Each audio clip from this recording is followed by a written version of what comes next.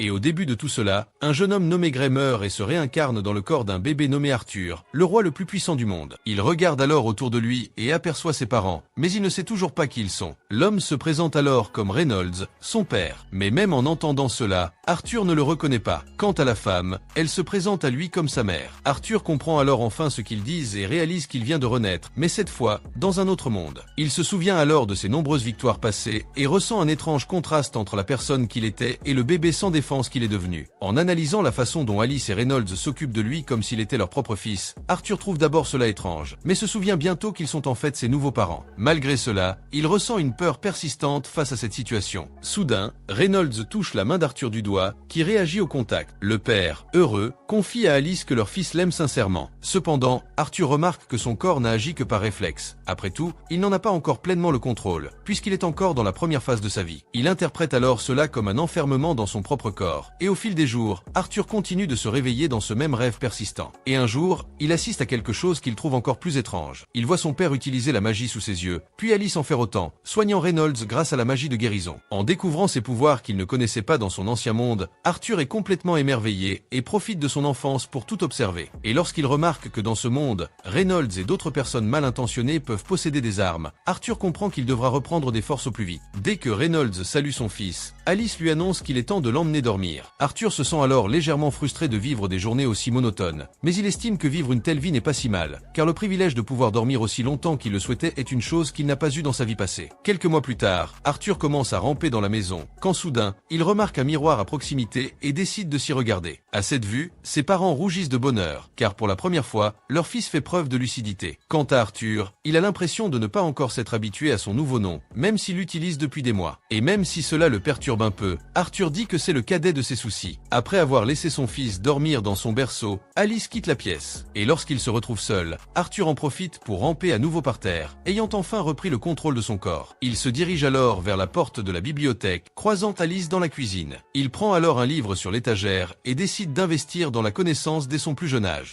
En commençant par mieux comprendre que monde dans lequel il est inséré. Il découvre alors qu'il est né sur le continent de Dicatan, qui abrite 3 royaumes. Le royaume de Darve, une nation souterraine de nains, le royaume d'Elnoir, une nation d'elfes au cœur d'une forêt, et enfin, le royaume de Sapin, où vit Arthur et qui est la nation la plus peuplée d'humains. Et tout comme l'ancienne nation où il vivait, Sapin est aussi une monarchie. La seule différence entre cette nation et son ancien monde est que le trône est hérité, et non pris. De plus, comparé à son monde précédent, le nouveau monde où Arthur est inséré est encore en développement. Cependant, il possède de la magie, quelque chose qui n'existe pas dans son ancien monde. Dans sa nouvelle réalité, il existe une source de pouvoir appelée mana, et la capacité de la contrôler est en grande partie héréditaire. Autrement dit, chaque personne naît avec une quantité de mana naturellement limitée. De plus, seule une personne sur 100 est capable d'utiliser le mana. Quant à son application, Arthur découvre qu'il n'existe que 2 façons de l'utiliser, l'amplification et la conjuration. Les augmentateurs peuvent utiliser le mana pour améliorer leur corps, leur conférant une force, une défense et une agilité extraordinaires. Quant aux conjurateurs, ils peuvent projeter du mana et le contrôler à leur guise. Cependant, la clé de ce contrôle réside dans le noyau de mana, un pouvoir qui ne s'éveille qu'au début de la puberté et jusqu'à la fin de l'adolescence. Ceux qui peuvent canaliser tout le mana répandu dans le corps en un seul point sont les magiciens. Arthur établit alors une corrélation entre le mana et une vision de sa vie passée, le ki, puis tente de se concentrer sur cette énergie. Mais avant qu'il puisse obtenir le moindre résultat, il est rattrapé par Alice, qui lui ordonne de ne plus l'effrayer ainsi en quittant la pièce sans prévenir. Soudain, Alice sent une odeur étrange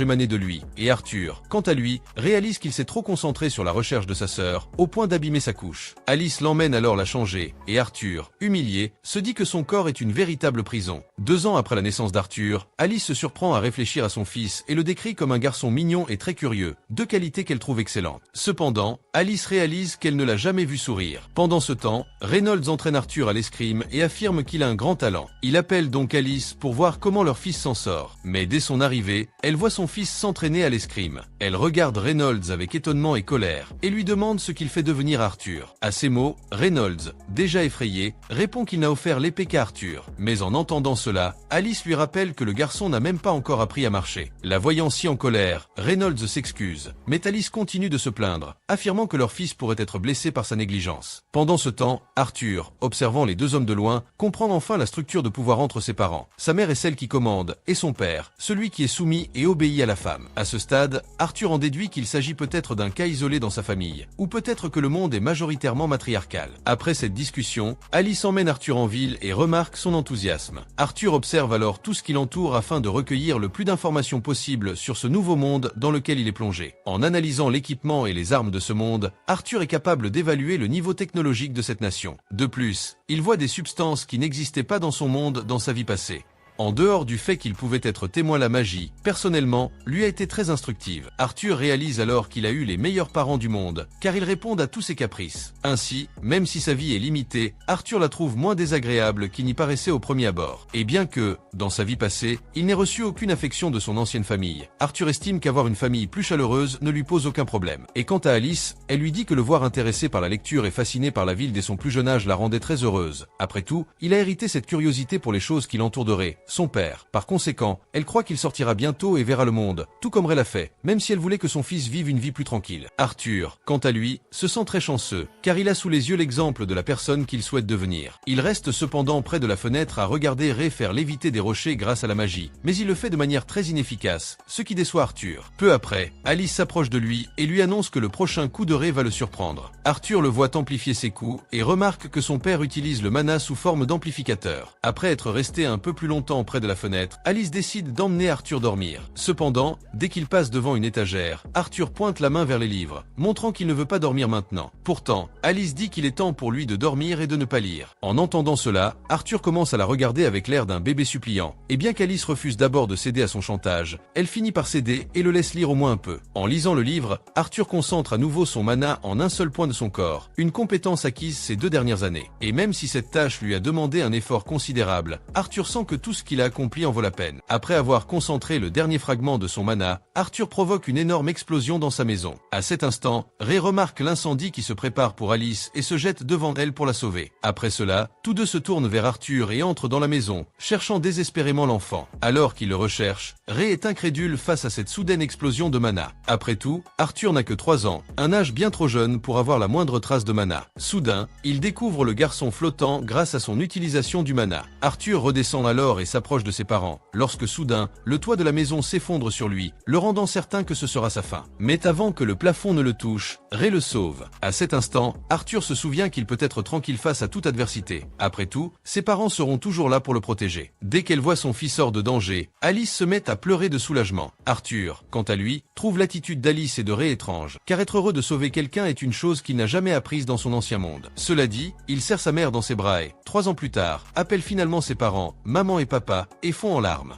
Et déjà dans le passé, un homme est condamné à mort après avoir tenté d'assassiner le roi. Et bien qu'il ait commis un crime très grave qui entraînerait une exécution immédiate, le conseil lui accorda un privilège, qui décida de l'escorter, lui et sa famille, dans leur pays en attendant leur procès. Le condamné tenta alors de justifier sa condamnation, affirmant qu'il était seul responsable de la tentative d'assassinat contre le roi et qu'il demandait donc que sa famille soit épargnée. En échange, il accepta d'être exécuté immédiatement, sans avoir à attendre son jugement dans son pays d'origine. Entendant l'homme contester la décision du roi et de Grey, les serviteurs lui disent de se mettre à sa place, car le roi est la lumière qui les guide. De plus, cette situation est insignifiante et n'a pas besoin d'être discutée. Après tout, le roi a déjà condamné tout le monde à mort. L'homme continue de supplier pour s'occuper de sa famille épargnée, mais Grey commet une chose encore pire. Il tue froidement sa famille devant lui. Voyant cela, les serviteurs interprètent cela comme un véritable acte de miséricorde, car après tout le monde n'a pas le privilège d'être tué par le roi. À part cela, les 2 hommes furent épargnés par une exécution mal planifiée. Voyant cela, le condamné remercia le roi pour sa clémence, et de retour au présent, Arthur se retrouva à s'entraîner à l'escrime avec son père, qui, à un moment du combat, imprégna son épée de magie du feu. Voyant cela, Arthur fit de même, laissant son père impressionné, et finalement, le garçon parvint à le vaincre, détruisant l'épée de Reynolds. Constatant le niveau atteint par son fils, il décide d'engager un véritable mentor pour Arthur. Cependant, face à l'idée de son mari, il s'y oppose et affirme qu'il peut continuer à former le garçon lui-même, puisqu'il était disposé à le faire dès le début. Il répond à Reynolds qu'il avait effectivement prévu de procéder ainsi, mais qu'il a progressivement réalisé que le le talent d'Arthur était trop grand pour qu'il puisse le maîtriser seul. Il est donc convaincu qu'Arthur progressera davantage s'il a un véritable mentor pour lui enseigner. Alice insiste pour leur confier l'éducation du garçon et est disposée à enseigner la magie à Arthur. Si tel est le cas, Reynolds se souvient cependant que sa magie est très spécifique. Il informe également Arthur qu'il a pu détruire son épée en bois recouverte de mana, et ce, à seulement 4 ans. Il réitère donc qu'Arthur progressera davantage s'il a un véritable instructeur pour s'occuper de son enseignement. Face à tant de preuves, Alice comprend enfin le point de vue de Reynolds, mais elle dit qu'elle ne pense qu'à son présent, car elle veut avoir le privilège de voir son fils grandir de près. Et en entendant cela, Reynolds est d'accord avec ce point. Après tout, il aimerait aussi voir son fils grandir, et avec cela, il commence à envisager de laisser les choses comme elles sont. Mais peu de temps après, il se souvient à nouveau de l'avenir de son fils, puis commence à se disputer à nouveau avec Alice à ce sujet. Mais soudain, Arthur propose une troisième option, dans laquelle les trois peuvent aller ensemble dans la ville où il restera. Et bien que cette option soit tout simplement la plus évidente, Alice et Reynolds commencent à flatter leur fils, disant qu'il était brillant dans cette suggestion. Eh bien, en rencontrant un groupe de nouvelles personnes, Arthur se présente au groupe Ornentouin, qui dans ce cas, est le même groupe dont ses parents faisaient partie dans le passé. Et dans celui-ci, l'un des membres du groupe se présente comme Adam Cranch. Puis, une jeune femme nommée Angela Rose salue Arthur, le serre dans ses bras et lui dit combien il l'aime. C'est mignon. Et quand il voit à quel point elle serre le garçon, Durden Walker, un autre membre du groupe Ornentouin, pose le garçon au sol et le salue d'un simple toucher de la main. Puis, Arthur est présenté à Jasmine et Hélène, les derniers membres du groupe qui ne s'étaient pas encore présentés, et après qu'Arthur ait rencontré tout le groupe,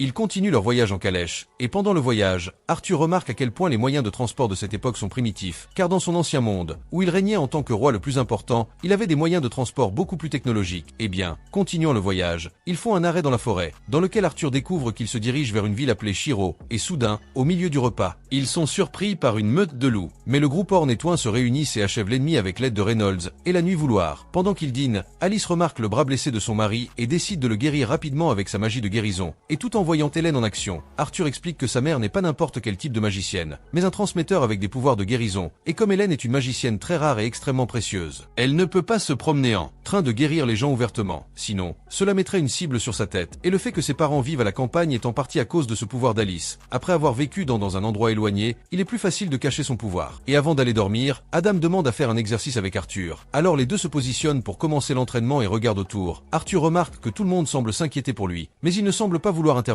comme s'ils avaient oublié qu'il n'a que 4 ans, et soudain, Adam manie sa lance avec de la magie de feu, et en voyant cela, Arthur se rend compte qu'il n'ira pas facilement. Mais lorsque le combat commence réellement, Arthur parvient à impressionner Adam avec la compétence qu'il a déjà acquise en si peu de temps. Mais à la fin, le garçon est jeté en raison du fait qu'il a encore un corps très léger. Mais peu de temps après, il est sauvé par l'un des membres des Cornes et des Jumeaux. En cela, il gronde Adam en disant qu'il a exagéré l'entraînement. Mais Adam réfute tout le monde et leur rappelle qu'Arthur est en fait un monstre impitoyable. Par conséquent, il savait déjà que le garçon résisterait au combat, et après avoir dit cela, il demande à Reynolds quelle formation il a donnée au garçon pour le rendre comme ça, et Reynolds lui assure qu'il n'a jamais rien fait de mal. Après tout, son fils a toujours été un prodige. Quant à Jasmine, elle se rend auprès d'Arthur et lui demande de lui apprendre ce qu'il a fait lors de la confrontation avec Adam. Arthur remarque dans son regard qu'il n'abandonnera pas tant qu'il n'aura pas obtenu ce qu'il veut. Les jours suivants, il continue de voyager normalement. Arthur enseigne à Jasmine ce qu'il sait. De plus, il continue également à s'entraîner et à apprendre beaucoup de choses, en plus de partager avec les autres les connaissances acquises dans sa vie passée. Alors que tout se passait très bien, un événement inattendu lui est arrivé. Jasmine se rend chez lui le jour de son anniversaire pour le remercier de tout ce qu'il lui a appris, et décide de lui offrir une mini-dague. Pendant ce temps, les autres femmes l'observent de loin, et Angela révèle que Jasmine n'est pas du genre à se rapprocher de qui que ce soit, la voir s'y attacher à Arthur est donc quelque chose de nouveau pour elle. Alice dit que la situation est compréhensible, car son fils est très mignon. Quant à Adam, il presse tout le monde de partir en disant qu'il est temps pour eux de partir. Mais avant de partir, Arthur remarque que sa mère agit un peu étrangement, comme si elle ressentait de la douleur quelque part. Mais Alice le déguise en disant qu'elle va bien. Alors ils montent dans la voiture et continuent le voyage normalement. Mais à mi-chemin, ils sont interceptés par des flèches ennemies. Dans ce cas, le chef du gang qui les encercle demande à ses hommes de laisser les femmes et les enfants en vie, car ce sont des objets de grande valeur. Dans ce cas, Arthur remarque que ce type de personnes sont en effet des opportunistes. Ils semblent être dans n'importe quel monde. Tandis qu'Alice, elle remarque son fils tendu et essaie de le rassurer, en disant qu'elle est là pour le protéger. Dans ce cas, Reynolds et les autres quittent la voiture.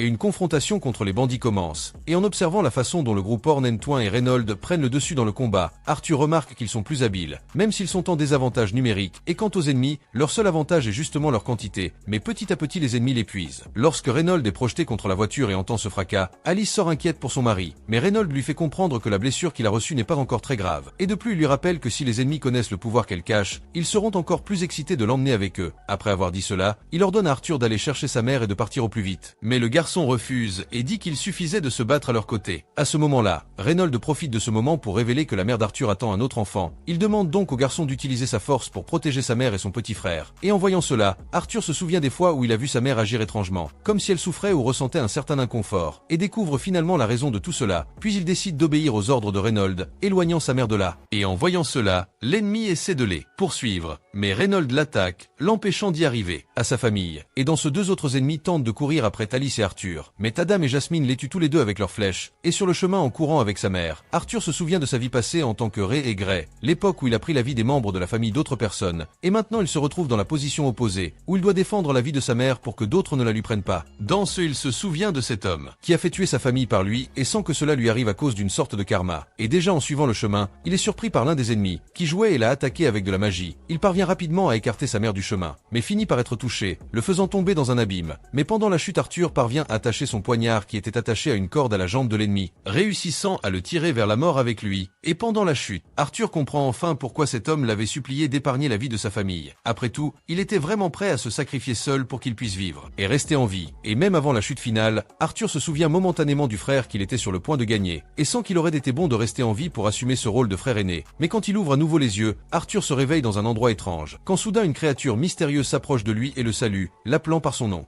Et quand on lui a demandé pourquoi il était là à ce moment-là dans un endroit étrange, Arthur se souvient d'un événement encore plus important. Dans ce cas précis, il se dirige vers l'ennemi comme s'il était attiré par lui. La créature le repousse d'un geste brusque, comme si elle voulait le repousser tout en le laissant en vie. L'être annonce alors à Arthur qu'il a encore un long chemin à parcourir. De plus, la créature lui fait clairement comprendre qu'elle est une alliée et non une ennemie. Sur ce, elle prend des fruits et les place devant Arthur. Ce dernier tente de les récupérer, mais ressent une vive douleur, due à l'attaque subie précédemment. Elle lui dit alors d'être heureux d'avoir survécu. Arthur cesse alors de pleurer et commence à lui parler, comme s'il voulait lui poser des questions. Mais la créature refuse de lui répondre tant qu'il n'a pas mangé. Arthur, sans autre choix, commence à manger le fruit qu'elle lui a apporté. Après avoir mangé un fruit presque sans le mâcher, Arthur commence à poser des questions, notamment sur ses parents et ce qu'ils font. À cette première question, la créature lui informe qu'elle ne peut pas quitter cet endroit, mais qu'elle voit un peu au-delà de cette zone sombre. Elle projette ensuite une image à l'extérieur pour qu'Arthur puisse voir ses parents et lui dit que la famille du garçon est saine et sauve. Après tout, ils ont quitté le lieu du combat il y a quelques jours. En découvrant que sa famille va bien, Arthur fond en larmes et remercie cet être de lui avoir fourni cette information. À ce moment-là, la créature qui l'aide se présente sous le nom de Sylvia, ce qui permet à Arthur de la remercier en prononçant son nom. Quelques jours se sont écoulés depuis qu'Arthur a été sauvé par Sylvia. Ses blessures sont enfin guéries, et bien qu'il fût prêt à rentrer chez lui, il ne pouvait le faire si tôt, car, selon Sylvia, il se trouve aux abords de la forêt d'Elshire, territoire de plusieurs espèces d'animaux sauvages et d'une forte concentration de bandits. Et même si son départ risque d'être difficile, Sylvia prépare un moyen pour qu'Arthur puisse quitter les lieux et retrouver sa famille. Dans ce cas, elle a besoin de plus de temps pour ouvrir une brèche dimensionnelle qui lui permettra de partir et de rentrer directement chez lui sans traverser la dangereuse forêt. En attendant, Arthur ramasse une brindille et commence à s'entraîner à l'escrime. Plus il passe de temps sur place, plus il réalise que Sylvia ne lui a jamais rien dit d'elle, ni si elle se battait contre quelque chose. Et même si son apparence a pu paraître effrayante au début, Arthur s'est peu à peu habitué à Sylvia et a découvert qu'elle avait toujours été une personne vraiment gentille. Après avoir terminé son entraînement d'escrime, Arthur s'assied sur un rocher et commence à concentrer son mana dans son noyau, laissant Sylvia stupéfaite, car elle n'imaginait pas qu'à un si jeune âge, il serait capable de développer un noyau de mana aussi solide. Sylvia commence alors à collecter du mana en utilisant la magie. Arthur est impressionné par cette scène. Cependant, Sylvia lui explique que les gens ont souvent une idée fixe de ce qu'est le mana. Ils pensent donc que collecter et utiliser du mana ne peuvent être effectués que séparément, alors qu'en réalité, de nombreuses espèces sont capables de faire les deux simultanément, comme c'est le cas des monstres appelés bêtes de mana. Après avoir expliqué cela, Sylvia demande si Arthur aimerait apprendre cette compétence, et il répond immédiatement oui. Mais avant d'enseigner, elle lui demande ce qu'il compte faire lorsqu'il acquérera ce pouvoir. Après tout, s'il parvient à maîtriser cette compétence, il sera encore plus fort, et par conséquent, il doit savoir comment utiliser ses pouvoirs correctement.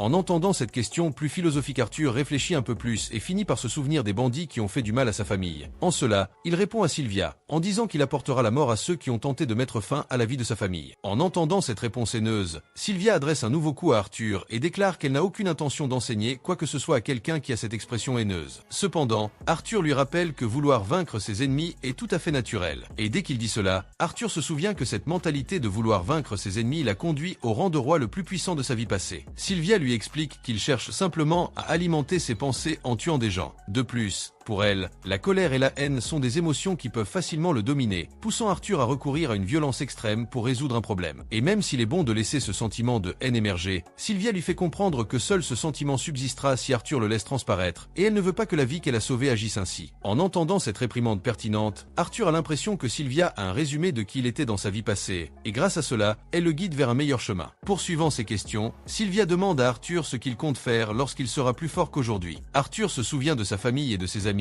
et affirme qu'il compte utiliser ce pouvoir pour protéger ceux qui lui sont chers. En entendant cela, Sylvia affirme avoir trouvé la réponse parfaite. Pendant ce temps, un autre être de la même espèce que Sylvia se dirige vers elle, promettant de l'achever et de ne pas la laisser échapper à ses griffes. Et voilà qu'Arthur retrouve un vieux souvenir de son passé de roi Grey, qui, soit dit en passant, n'était qu'une façade, car même s'il était roi, toute l'autorité politique était entre les mains du Parlement, et comme les ressources et la natalité de la nation diminuaient, le seul rôle du roi dans cette situation était d'agir comme l'auteur de la guerre. Il se considérait donc comme une simple machine à tuer. Grey rencontre alors Marlon, qui l'accompagne avec joie, lui disant que toutes ses victoires ont apporté richesse et gloire au peuple. Bien que Marlon soit enthousiasmé par le déroulement de cette guerre, Grey pense le contraire et déclare qu'il démissionnera de son poste de roi. De retour au présent, Arthur maîtrise enfin le pouvoir de Sylvia, qui le frappe à son tour d'un nouveau coup, forçant le garçon à se cacher au milieu des décombres. Elle lui demande alors de ne pas faire de bruit. À ce moment-là, l'être précédent, qui se trouvait derrière Sylvia, arrive enfin sur les lieux. En l'apercevant, Arthur remarque qu'il ressemble beaucoup à Sylvia, bien qu'il semble dégager une aura cruelle. Quant à cet être, il tend la main à Sylvia et lui demande de l'accompagner, mais elle refuse, et l'ennemi utilise alors sa force pour tenter de la forcer. Il lui ordonne alors de céder rapidement, car continuer à résister ne ferait que raccourcir sa vie. Sylvia, entendant cela, répète la même chose à son ennemi. Elle se transforme alors en un être de lumière blanche et frappe l'ennemi avec l'un de ses sorts les plus puissants. L'ennemi lui rappelle alors que recourir à ce type de magie lui coûtera cher. Sylvia répond cependant qu'elle ne se soucie de rien d'autre, qu'après tout, elle a déjà vécu la vie heureuse qu'elle désirait et qu'elle est donc prête à mourir si nécessaire. Soudain, l'ennemi trouve une ouverture pour tenter de l'attaquer. À cet instant précis, Sylvia arrête le temps et appelle Arthur plus près d'elle. Elle lui demande alors si son visage est plus amical.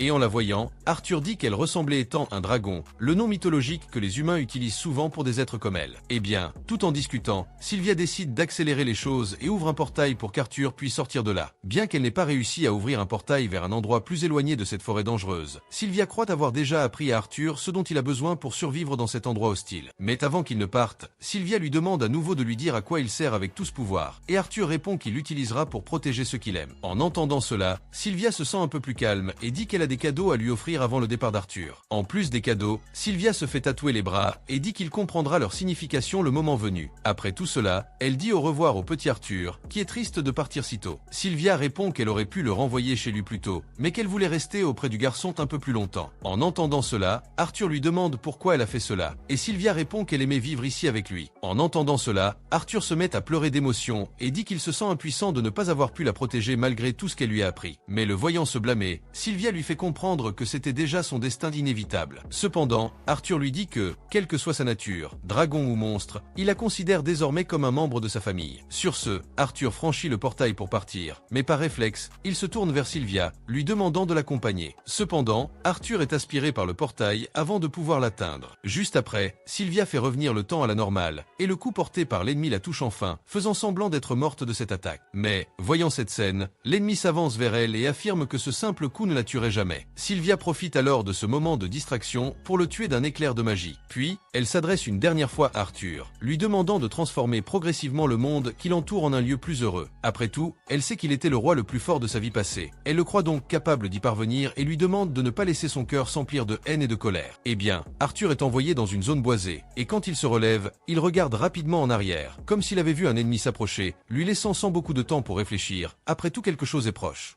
Et remarquant qu'il y a du monde autour, Arthur il place la garde et se met à courir vers l'endroit où il a entendu la voix. Il y trouve un groupe de bandits qui capturent un fille-elfe dans la forêt. Et puis, l'un des bandits commente la valeur que l'elfe apportera à leur poche une fois vendu. Et quant à leur patron, le gars dit simplement à tout le monde d'aller de l'avant jusqu'au bout de la forêt. Et pendant ce temps, Arthur reste, de loin observant tout cela. Il se rend compte que ces hommes ont l'intention de vendre la jeune fille comme esclave. Lorsqu'il se souvient que sa famille a été victime de la même situation, Arthur s'emporte, mais se retient en se rappelant que Sylvia lui a demandé de ne pas se laisser consumer par la haine. Il se lance alors à la poursuite du carrosse des bandits dans l'intention de les mener jusqu'au premier campement humain. Arthur peut les dénoncer, mais au milieu du voyage, l'un des hommes suggère de maltraiter l'elfe avant de la vendre, car il estime que ce serait du gaspillage. Le vendre sans en profiter du tout, et quand il se rend compte qu'il n'y a aucune garantie que la fille soit indemne, Arthur commence à se préparer au combat, et dès qu'il voit les loups des bandits si obéissants, Arthur remarque qu'ils semblent être contrôlés par la magie, puis décide d'utiliser les loups des bandits contre eux. Arthur jette des pierres vers le monstre, les obligeant à rester agités, et en entendant les loups, en hurlant, l'un des bandits commence à leur donner des coups de pied, pour tenter de les faire taire et les empêcher d'attirer les monstres de la forêt. Voyant l'homme en position vulnérable, Arthur surgit par surprise et achève le bandit. À ce moment, un autre bandit remarque que son compagnon tarde trop et va voir ce qui se passe, quand soudain, il est lui aussi surpris par Arthur. À ce moment, un troisième bandit arrive sur les lieux, et comme ses amis, il est attaqué par Arthur. Il parvient cependant à s'en sortir vivant, et prévient les autres bandits qu'un enfant sorcier les attaque. En entendant cela, le chef du groupe se rend auprès d'Arthur et lui dit qu'il n'a pas l'intention de l'achever, considérant que le garçon est une véritable poule aux œufs d'or. Il propose alors à Arthur de l'accompagner, persuadé qu'il rapportera encore plus d'argent que l'elfe. Arthur résiste, mais reçoit un coup de pied en pleine poitrine. Et après l'avoir laissé allongé sur le sol, le chef tire Arthur par le pied et lui dit de se rendre. Après tout, il n'a pas assez de force pour le vaincre. Cependant, Arthur parvient à utiliser sa magie du feu pour le brûler. À ce moment-là, le gars abandonne d'essayer de l'attraper vivant, et à la place, il vendra simplement la carcasse d'Arthur à un cinglé qui aime collectionner les corps. Cependant, Arthur parvient à agir plus vite et poignarde le chef à la tête. Ce faisant, il se dirige vers le dernier bandit restant et l'entend implorer son pardon. Arthur lui rappelle alors que l'elfe qu'ils ont kidnappé a également demandé pardon, mais sa requête a été refusée. Cela dit, Arthur achève le dernier bandit et se dirige vers l'elfe pour la libérer. Puis, elle remarque Arthur blessé au bras et s'inquiète pour lui, mais le garçon affirme que ce n'est rien de grave. Dès qu'il dit cela, Arthur réalise que c'est la première fois qu'il entre en contact avec quelqu'un de son âge. Après tout, jusque-là, il n'avait interagi qu'avec ses parents et des aventuriers plus âgés. Et puis, quand il se souvient avoir laissé les cadavres des bandits exposés, Arthur court les cacher et dit qu'il y a des choses que les enfants ne voient pas. Mais en l'entendant parler ainsi, l'elfe lui rappelle qu'il est aussi un enfant, tout comme elle, ce qui gêne Arthur, car elle a raison. Et puis, la fillette demande ce qui est arrivé exactement à ces méchants qui l'ont kidnappé.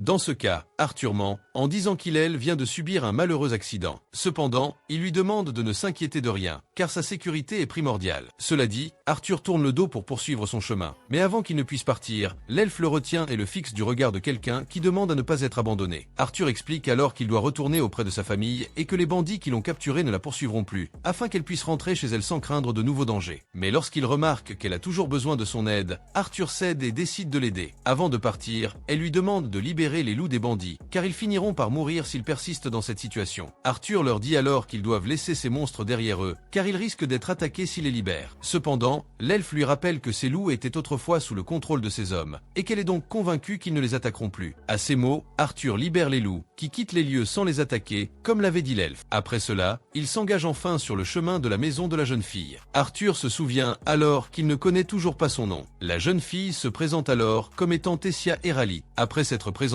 Arthur sert à manger à Tessia afin qu'ils puissent poursuivre leur longue marche. Mais dès que la jeune fille sent l'odeur, elle hésite légèrement à manger. Arthur réalise alors que la jeune fille est très différente de lui sur ce point. Après tout, il ne considère la nourriture que comme un moyen de se nourrir pour ne pas mourir. Tessia, quant à elle, mange la viande séchée bouillie d'Arthur, mais se plaint, préférant quelque chose de plus sucré. Cela dit, elle lui demande ce qu'il faisait dans la forêt d'Elshir, et il lui explique qu'il vient d'être séparé de sa famille. Entendant cela, Tessia parle un peu plus de sa famille et d'Elnoir, son lieu d'origine. Dans ce cas, elle passe plus de temps avec ses grands-parents, car les parents de Tessia sont très occupés. Et pendant le voyage, Arthur remarque que l'endroit où vit Tessia semble plus éloigné qu'il ne l'imaginait. Soudain, des insectes lumineux s'approchent d'eux. Arthur s'enquiert de ces choses, et Tessia répond que ces insectes sont très courants à Elnoir. Après tout, les habitants les utilisent généralement pour marquer le chemin. Cela dit, elle place un insecte lumineux dans l'oreille d'Arthur, comme une boucle d'oreille. Peu après, l'insecte s'envole, et ils repartent vers Elnoir. Pendant le voyage, Tessia l'informe qu'elle ira s'entraîner chez son maître dès que sa sœur se réveillera, et elle attend donc avec impatience ce jour. En entendant cette étrange façon d'enseigner, Arthur lui demande si elle ira dans une école. Mais Tessia ne comprend pas ce terme inconnu, et Arthur lui dit simplement d'oublier ce qu'il a dit. À la tombée de la nuit, Arthur installe une tente pour Tessia et promet de rester dehors pour surveiller les lieux. Tessia évoque l'interdiction de son grand-père de coucher avec des garçons, mais elle précise qu'elle gardera le secret. Mais en entendant cela, Arthur dit que ce n'est pas grave. Après tout, il n'a pas encore sommeil. Mais Tessia montre qu'elle a peur d'être seule, et lui demande donc de monter la garde avec elle dans la tente. Elle lui conseille également de l'emmener avec lui au cas où il aurait besoin de quitter la tente pour quelque raison que ce soit.